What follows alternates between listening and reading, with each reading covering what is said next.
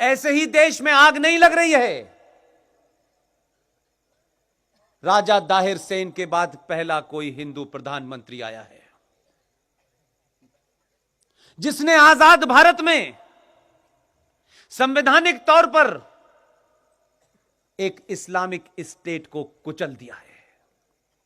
तकलीफ इस बात की है कि 70 सालों में जो हमने सत्ता जमीन के नीचे बना के रखी थी, जिससे इस देश की पुलिस डरती है,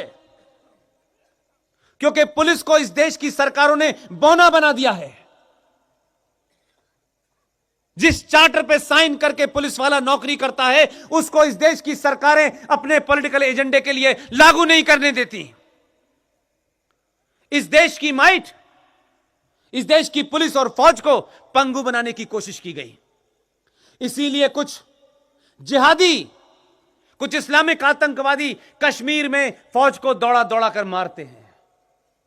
फौजी के हाथ में AK-47 है, उसको यह मैंडेट दिया गया है कि जो उस पर हमला करेगा यह भारत की प्रभुसत्ता पे खतरा माना जाएगा और आप उसको गोली मार सकते हैं। लेकिन उनसे कहा जा रहा है कि आप संयम बरतें। जिनसे कहना चाहिए था संयम बरतने के लिए, उनसे नहीं कहा जा रहा। इसलिए आपने गुजरात में, दिल्ली में, पटना में, तमाम इलाकों में पुलिस भाग रही है और जिहादी इस्लामिक आतंकवादी इस देश की संसद ने पास किए हुए कानून के खिलाफ सड़कों पे उतर के देशद्रोह कर रहे हैं और पुलिस को कहा जा रहा है आपको अभी डंडा नहीं चलाना है। मैं इस बात से शुरू में आहत था, बहुत आहत था।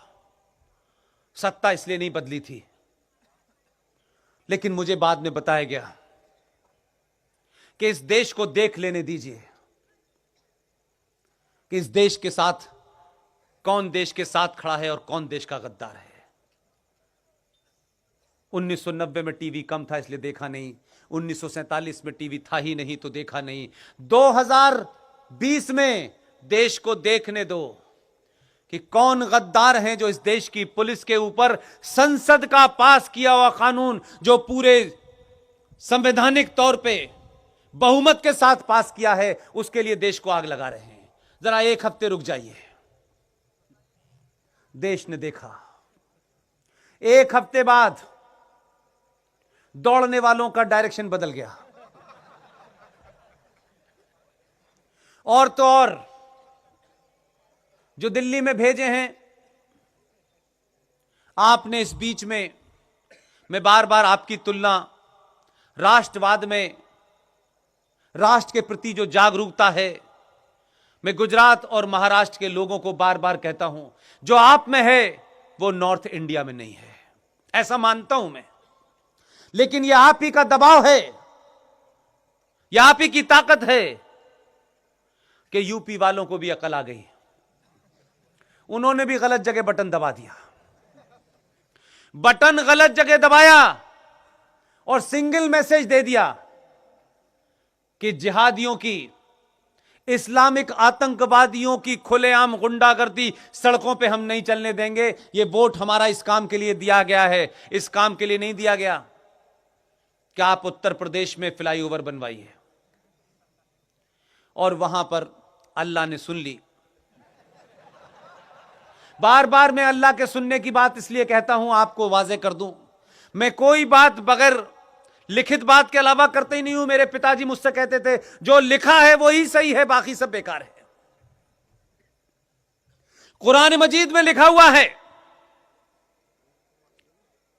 अल्लाह जब अपने बंदों से, अपने आज्ञा करने वाले लोगों से जो उन पे ईमान लाए थे, उन ईमान लाने वालों से एक जगह फरमा रहे हैं कि तुमको मैंने दुनिया में भेजा है, तुम्हारे लिए मैंने हर किस्म का इंतजाम करके रखा है, तुम उसका भरपूर इस्तेमाल करो।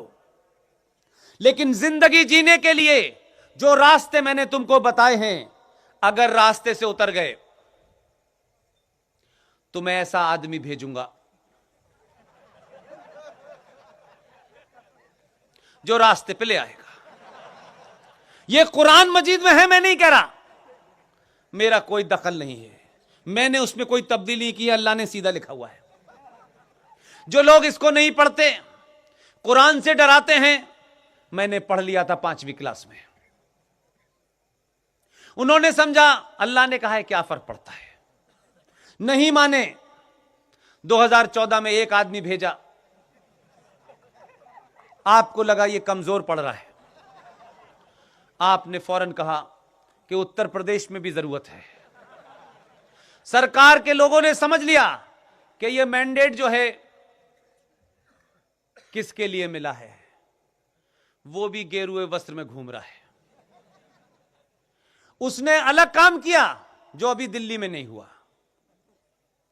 उसने कहा जो लोग आग लगा रहे थे, जो लोग लूट रहे थे, पुलिस ने तो उनकी तोड़ाई की, वो तो करनी थी क्योंकि एडमिनिस्ट्रेशन का काम था।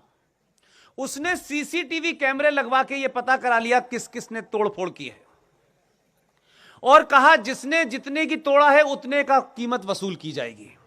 नोटिस भेज दिया उनको, अभी नोटिस भेजा है। मस्जिदों में कह रहे हैं या अल्लाह माफ कर, एक बार माफ कर दे। उन्होंने कहा अब नहीं होगी माफ।